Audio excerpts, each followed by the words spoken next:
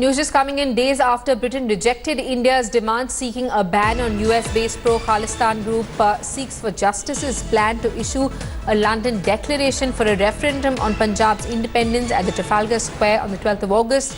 UK has given a note verbal to the Indian High Commission on Anti-India Referendum rally. The note says that people in the UK have a right to protest provided that they act within the law. Should a protest contravene the law, the police have comprehensive powers to deal with activities that spread hate. Meanwhile, sources have told India today that India will continue to press the matter with the UK side. As a strategic partner, India hopes that UK will take into account the larger perspective on the matter. We have our Foreign Affairs editor Geeta Mohan, who's with us live this afternoon. Geeta, UK for now declining India's request to cancel the rally.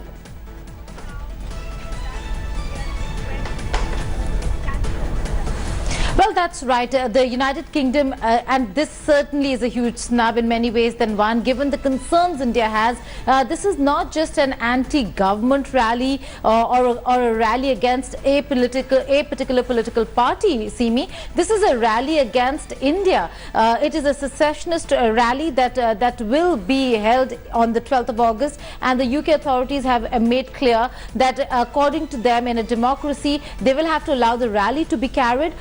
Of course, if there is any trouble in terms of law and order, that will be taken care of by the police authorities. So they're looking at local situation in terms of any untoward incident, but in terms of the larger perspective and the larger issue that individuals such as Paramjit Singh Pamma, who is a wanted terrorist, Khalistani terrorist in India, and India was looking at and meaning at extraditing him from Portugal. He fled from Portugal, went to the United Kingdom, and now openly is not just talking about secessionist movements and about anti-India, making anti-India comments. He's being allowed to hold and be a part of such rallies. That is certainly a huge concern for India. India had protested very firmly and sternly on the 12th of July, but to no avail. It seems like UK authorities are going to allow the rally to happen, but India continues to remind UK that India is a strategic partner, and the United Kingdom, Britain, will have to look at the larger perspective of ties between the two countries. Right, and Geeta, considering the first response from the United Kingdom, what are the options available before India now?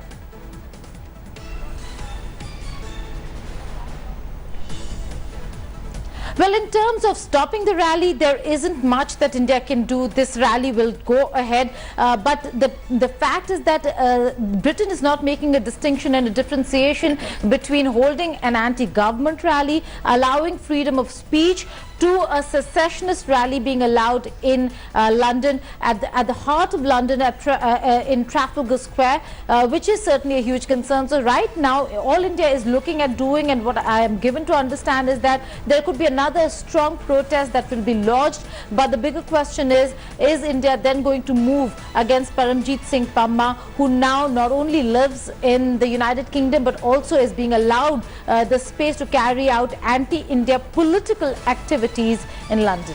Right, Geeta, stay on with us. We also have Lavina Tandon, who's with us live from London. Lavina, Britain rejecting India's demand seeking a ban on Khalistani group Sikhs for Justice's plan to hold a rally on the 12th of August. What are the kind of responses you're picking up from other Indian communities residing in the UK?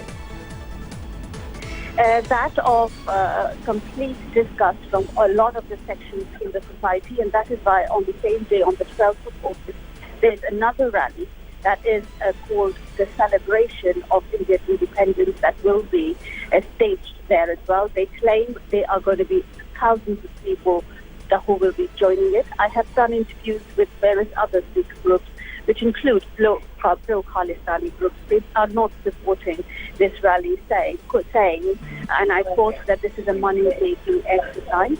But at the same time, the Green Party, that is one of the left-wing parties, have given the MP of the Green Party, or the leader of the party, has extended support more towards this referendum. And as you very rightly mentioned, the British government has denied that they will not turn down the request of Indian government to not give permission for this.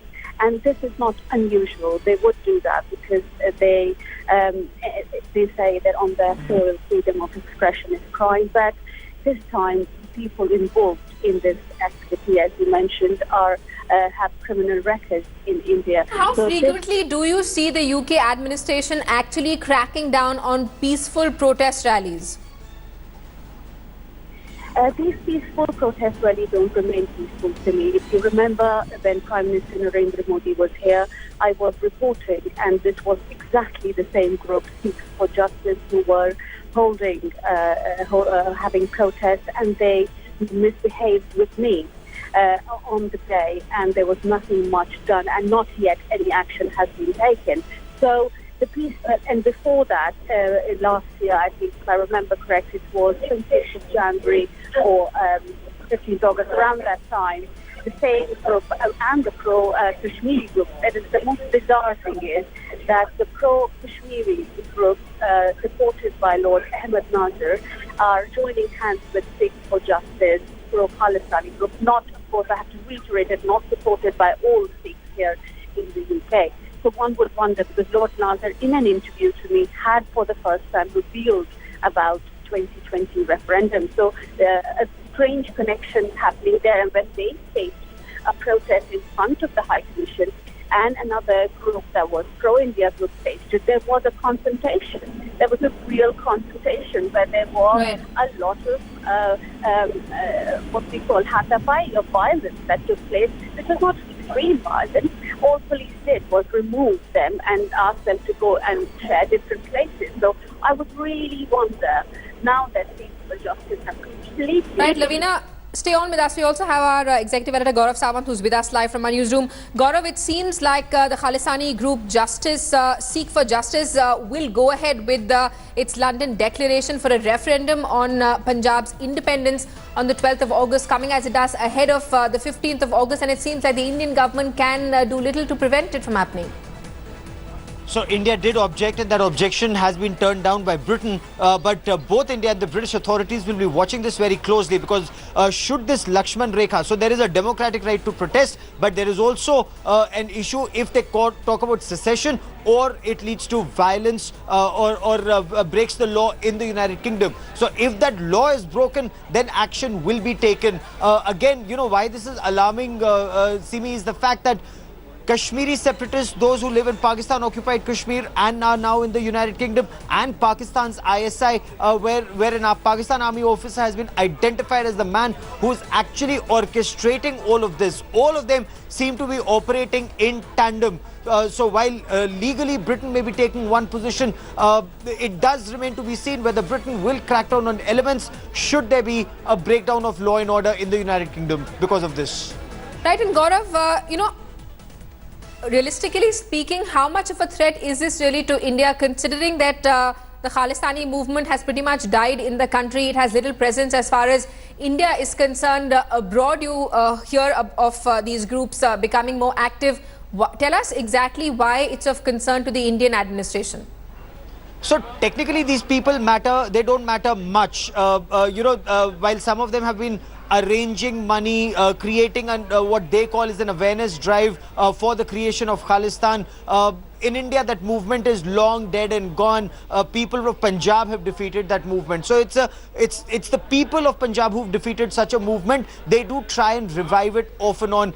They've arranged funds for these people in the past. They've arranged, drugs to fuel this unrest in the past. But can this lead to another bout of unrest in Punjab, or can this lead to terror coming back? Clearly not. But at the same time, government of India, the people of India do not want anti-India voices especially those who call for terror and arms, and secessionist movements to be encouraged elsewhere in the world.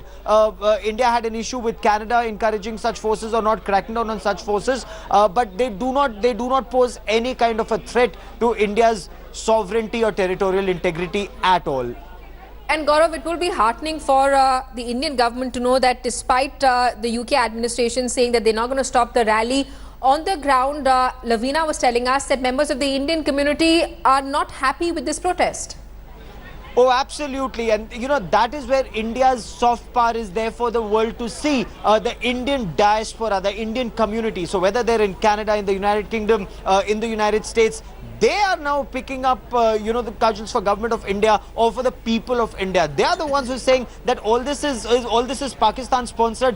Why is it encouraged anyways? Is this democracy? Would the United Kingdom like it if there are, you know, some anti-UK forces that hold a rally in India or try and, you know, create such a hullabaloo that these people are doing? So, you know, government to government, you may not be able to do much, but it's the Indian diaspora which is countering this propaganda of Pakistan's ISI and elements encouraged by Pakistan's ISI. Absolutely. Gaurav, Lavina and Geeta, thanks so much for that. We're going to keep coming back to you for more developments in the story. Thanks for watching the video. For more such news and updates, please like, share and subscribe to India Today. Also check out our other great videos from our channel. We know you will love to.